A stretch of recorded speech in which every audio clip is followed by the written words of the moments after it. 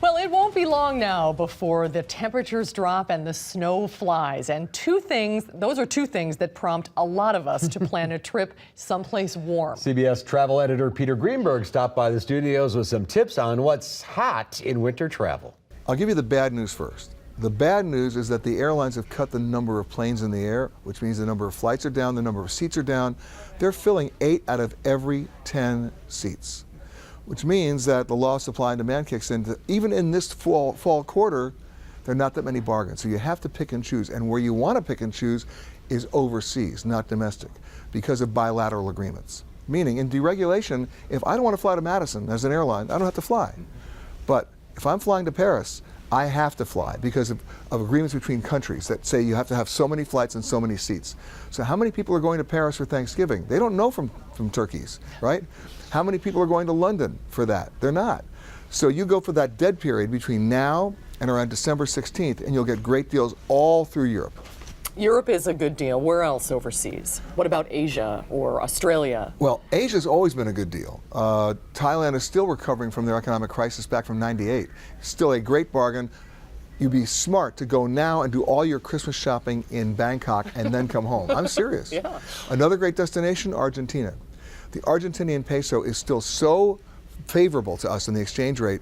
A cab ride from the airport's about $4, okay? The cab ride from Kennedy is $70, okay? That'll give you an idea. And everything else, all the goods and services are really cheap.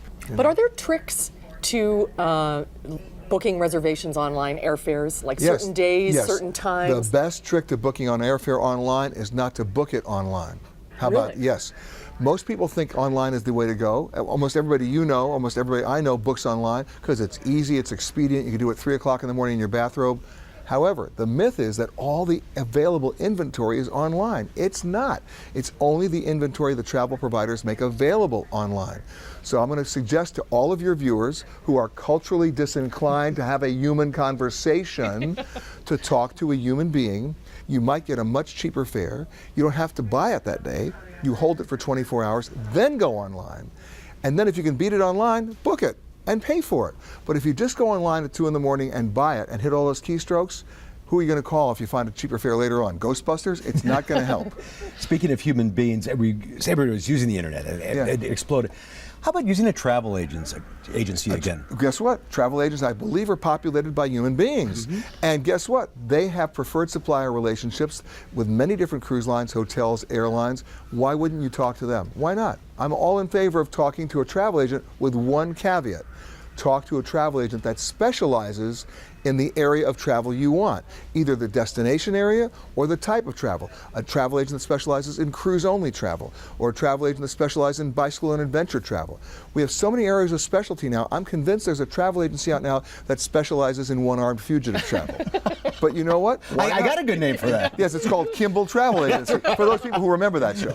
Yeah. What about cruises? Are they a good value? They are right now. You know, somebody in the cruise industry, I think, was on acid a couple of years ago because they thought that they looked at the numbers and only 7% of the adult U.S. population had ever taken a cruise. You know how they interpreted that? 93% of us suddenly wanted to go.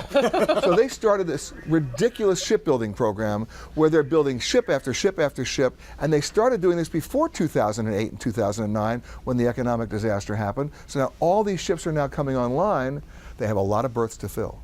So the good news is cruise ships are a bargain right now for the actual fare for the berth.